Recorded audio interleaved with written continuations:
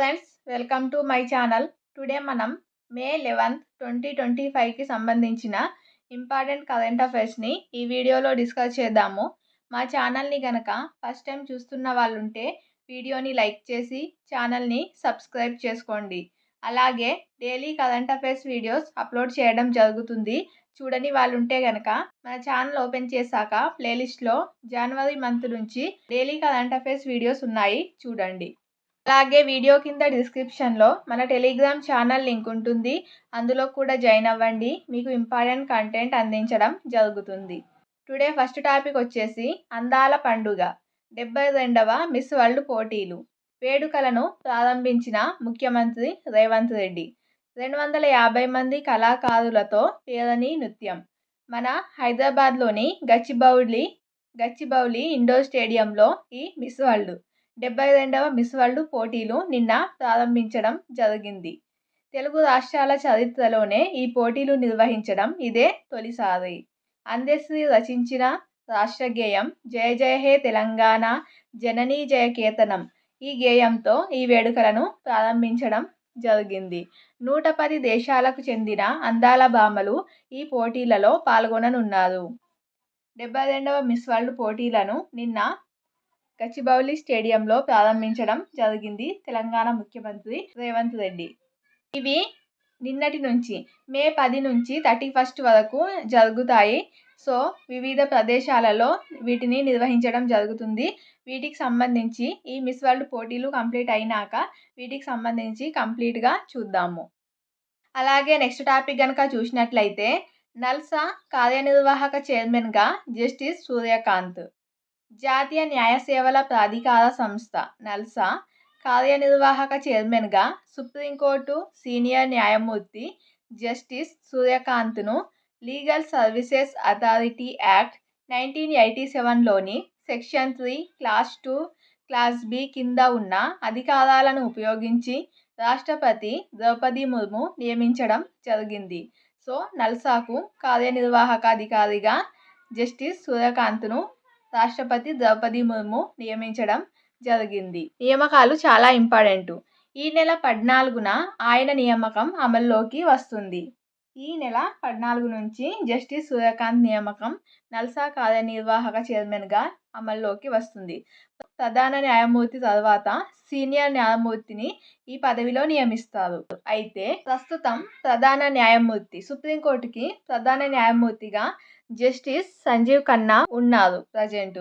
అయితే ఈ జస్టిస్ సంజీవ్ ఖన్నా ఈ నెల 13న పదవి విరమణ చేస్తారు. సో 14న జస్టిస్ బిఆర్ గవాయ్ ప్రధాన న్యాయమూర్తిగా బాధ్యతలను నిర్వహిస్తారు. ఇది ఇప్పుడు సంజీవ్ ఖన్నా ఉన్నారు ప్రధాన న్యాయమూర్తిగా సుప్రీంకోర్టుకు. అయితే 14 నుంచి జస్టిస్ బిఆర్ గవాయ్ ప్రధాన న్యాయమూర్తిగా బాధ్యతలను స్వీకరిస్తారు. సో ఇప్పటి వరకు నల్సాకి చైర్మన్గా బిఆర్ గవాయ్ ఉండే. అయితే బిఆర్ గవాయ్ ఇప్పుడు సంజీవ్ ఖన్నా ప్లేస్లోకి సుప్రీంకోర్టు ప్రధాన న్యాయమూర్తిగా బాధ్యతలు స్వీకరిస్తారు. కాబట్టి అతని స్థానంలోకి నల్సా కార్యనిర్వాహక చైర్మన్ స్థానంలోకి నెక్స్ట్ సీనియర్ న్యాయమూర్తి జస్టిస్ సూర్యకాంత్ బాధ్యతలను చేపట్టనున్నారు. 1962 ఫిబ్రవరి 10న హర్యానాలోని హిసార్లో జస్టిస్ సూర్యకాంత్ జన్మించడం జరిగింది. ఈ ఏడాది ఇప్పుడు వచ్చే నవంబర్ 23న జస్టిస్ బిఆర్ గవాయ్ పదవి విరమణ పొందిన తర్వాత పదవి విరమణ చేస్తారు. అప్పుడు ఆ స్థానంలోకి జస్టిస్ సూర్యకాంత్ రానున్నారు. తర్వాత 2027 ఫిబ్రవరి 9 వరకు ప్రధాన న్యాయమూర్తి పదవిలో జస్టిస్ సూర్యకాంత్ ఉంటారు. ఇది ఇండియన్ పాలిటీలో లింక్ చేసుకోండి. ప్రధాన న్యాయమూర్తులకు సంబంధించి సుప్రీంకోర్టు నియామకాలు, అలాగే వీటికి సంబంధించి ఆర్టికల్స్ చూసుకోండి. అలాగే next topic NTPC green energy CEO. NTPC green energy సీఈఓగా ముఖ్య కార్యనిర్వహణ అధికారిగా సరిత్ మహేశ్వరిని కంపెనీ బోర్డు నియమించింది. సో సీఈఓలు గుర్తుంచుకోవాలి. అలాగే నెక్స్ట్ చూద్దాం. విఐటి కులపతికి ఆర్ఐటి నుంచి గౌరవ doctorate. Vellore institute of technology VIT వ్యవస్థాపకుడు కులపతి జి విశ్వనాథన్కు న్యూయార్క్లోని Rochester institute of technology RIT నుంచి గౌరవ డాక్టరేటు లభించింది.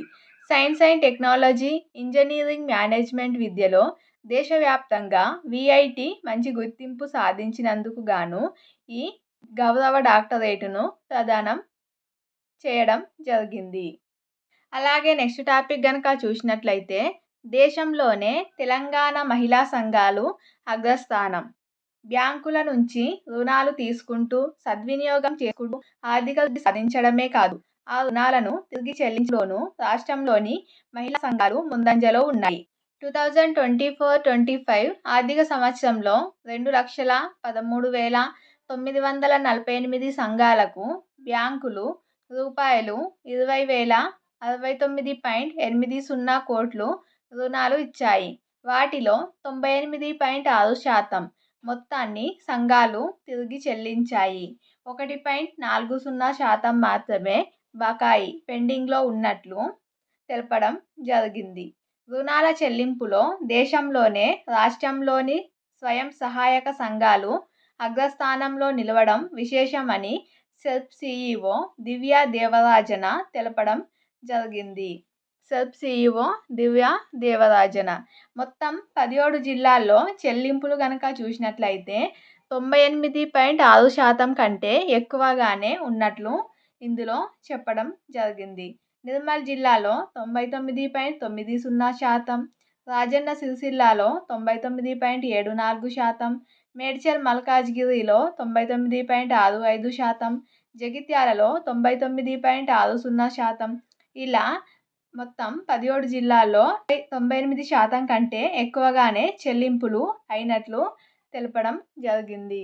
టుడే డే ఇంపార్టెన్స్ కనుక చూసినట్లయితే మే 11న నేషనల్ టెక్నాలజీ డేగా ప్రతి ఏటా కూడా నిర్వహించడం జరుగుతుంది. 1998 మే 11న రాజస్థాన్లోని పోఖ్రాన్లో అణు పరీక్ష విజయవంతమైన సందర్భంగా ఏటా మన దేశంలో మే 11న జాతీయ సాంకేతిక దినోత్సవం నిర్వహిస్తారు.